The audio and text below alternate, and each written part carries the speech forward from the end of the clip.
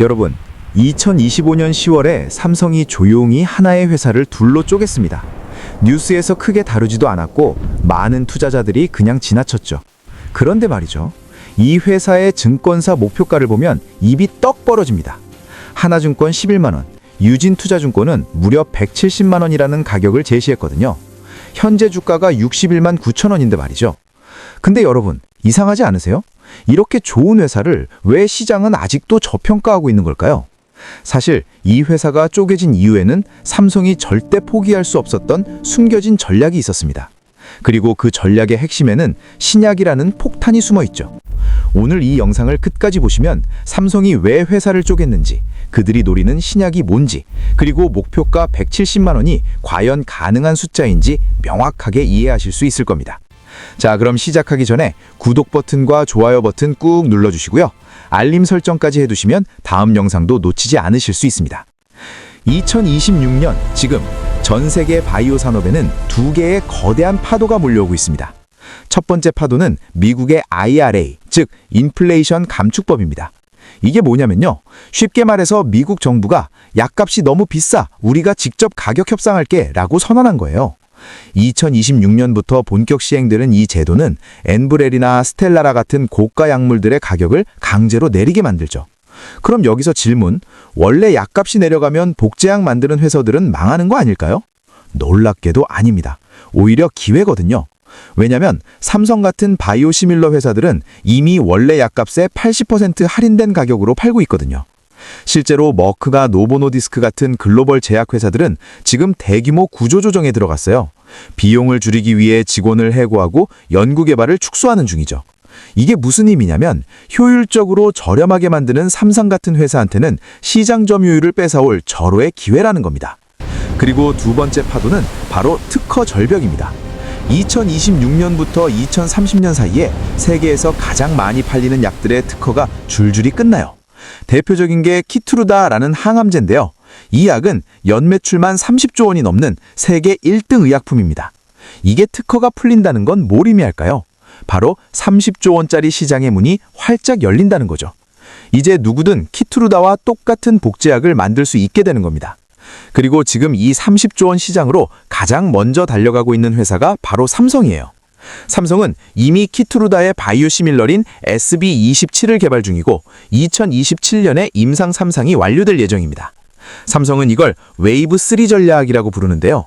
2030년까지 무려 20종 이상의 바이오시밀러를 쏟아낼 계획이거든요. 그런데 여기서 문제가 하나 생겼어요.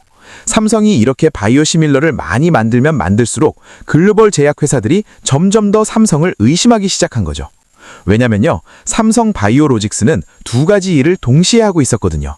하나는 CDMO라고 해서 글로벌 제약 회사들의 신약을 대신 만들어주는 일이고요. 다른 하나는 그 약들의 복제약인 바이오시밀러를 직접 개발하는 일이었어요. 그러니까 글로벌 제약 입장에서는 내 혁신 신약을 만들어주는 곳이 나중에 그걸 복제해서 팔면 어떡하지? 라는 의심이 들 수밖에 없는 거예요. 실제로 정보 유출 우려 때문에 계약을 주저하는 고객사들이 생겼다고 합니다. 그래서 삼성이 내린 결단이 바로 그럼 아예 회사를 쪼개자였습니다. CDMO 사업은 삼성 바이오로직스에 남겨두고 바이오시밀러와 신약 개발 사업은 완전히 분리해서 새로운 회사를 만든 거죠. 그렇게 탄생한 회사가 바로 오늘의 주인공 삼성 에피스 홀딩스입니다. 자, 그럼 이제 본격적으로 삼성 에피스 홀딩스가 뭘 하는 회사인지 파헤쳐 볼까요? 삼성 에피스 홀딩스는 2025년 10월에 출범한 순수 지주회사입니다. 지주회사라는 게 뭐냐면요, 직접 제품을 만들거나 팔지는 않고 자회사들을 관리하고 투자하는 회사라고 보시면 돼요. 삼성 에피스 홀딩스는 두 개의 자회사를 100% 완전히 보유하고 있어요. 첫 번째는 여러분도 많이 들어보셨을 삼성 바이오 에피스입니다. 이 회사는 바이오시밀러를 만드는 세계 최고 수준의 기업이에요. 현재 11종의 바이오시밀러를 판매하고 있는데 이건 전 세계에서도 가장 많은 포트폴리오 중 하나거든요. 잠깐, 바이오시밀러가 뭔지 모르시는 분들을 위해 쉽게 설명해 드릴게요. 여러분이 약국에서 사는 일반 감기약 중에 제네릭이라고 들어보셨죠? 제네릭은 화학적으로 만든 약의 복제약이에요. 성분이 똑같으니까 완전히 똑같이 복사할 수 있죠. 그런데 바이오 의약품은 살아있는 세포에서 만들어지기 때문에 훨씬 복잡해요. 그래서 완전히 똑같이는 못 만들고 비슷하게, similar 만드는 거죠. 그래서 이름이 바이오시밀러입니다. 이게 왜 중요하냐면 환자들이 원래 약값의 20에서 30%만 내면 되거든요. 예를 들어 류마티스 관절염 약인 휴미라가 한 달에 200만 원이면 삼성이 만든 바이오시밀러 하드리마는 40만 원에 쓸 수 있는 거예요. 삼성바이오에피스는 2025년 한 해 동안 무려 1조 6,720억 원을 벌어들였습니다. 창사 이래 최대 매출이에요. 그런데 더 놀라운 건 영업이익 구조입니다. 2024년에는 신약 개발 파트너사한테 받는 일회성 계약금 때문에 이익이 컸어요. 그런데 2025년에는 그런 일회성 수익이 줄었는데도 제품 판매만으로 영업이익이 101% 폭증했어요. 이게 무슨 의미냐면 이제 삼성 바이오에피스는 계약금 없이도 제품만 팔아서 돈을 벌 수 있는 구조가 완성됐다는 거죠. 실제로 미국 시장에서 휴미라 바이오시밀러 중 하드리마가 점유율 5.1%로 1위를 달성했거든요. 자, 그럼 두 번째 자회사를 볼까요? 바로 에피스넥스랩이라는 회사인데요. 이 회사가 진짜 숨겨진 보석입니다. 에피스넥스랩은 차세대 바이오 기술을 연구하는 곳이에요. 특히 ADC라는 기술에 집중하고 있는데요. 이게 뭐냐면 ADC는 항체 약물 접합체라고 하는데 쉽게 말하면 유도미사일 항암제예요. 암세포만 정확하게 찾아가서 폭탄을 터뜨리는 거죠. 기존 항암제는 정상세포까지 다 공격해서 부작용이 심했잖아요. 그런데 ADC는 암세포만 골라서 공격하니까 부작용이 훨씬 적고 효과는 더 강력한 거예요.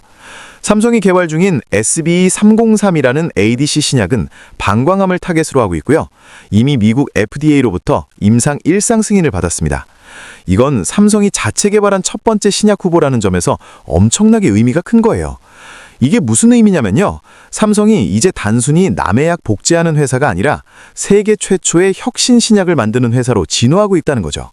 실제로 김경하 사장은 올해 JPM 헬스케어 컨퍼런스에서 2026년부터 매년 임상 단계 신약 후보를 1개 이상 추가하겠다고 공식 발표했습니다. 정리하면 이런 거예요.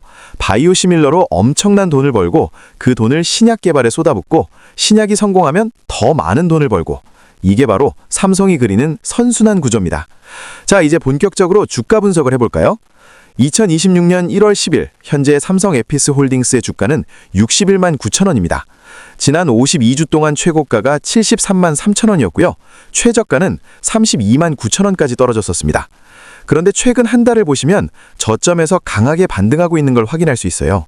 32만 9천 원 바닥에서 지지받고 지금 61만 원대까지 올라온 거죠. 외국인 투자자들의 지분율은 6.06% 수준이고요. 기관 투자자들의 관심도 점점 높아지고 있습니다. 거래도 활발해서 하루 평균 600억 원에서 1200억 원 정도가 거래되고 있어요. 대형주다운 유동성이죠.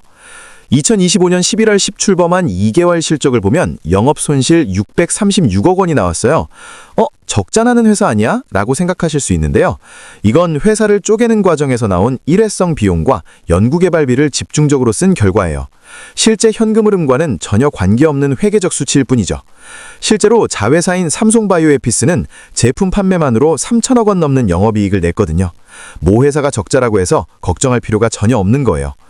재무 준강성도 매우 좋습니다. 분할 전 삼성바이오로직스의 부채 비율이 53.2%, 차입금 비율은 11.6%에 불과했거든요.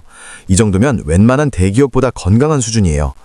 이렇게 건전한 재무주 구조 덕분에 앞으로 유망한 바이오텍 회사를 인수합병하거나 대규모 임상시험을 진행하는데 전혀 문제가 없습니다.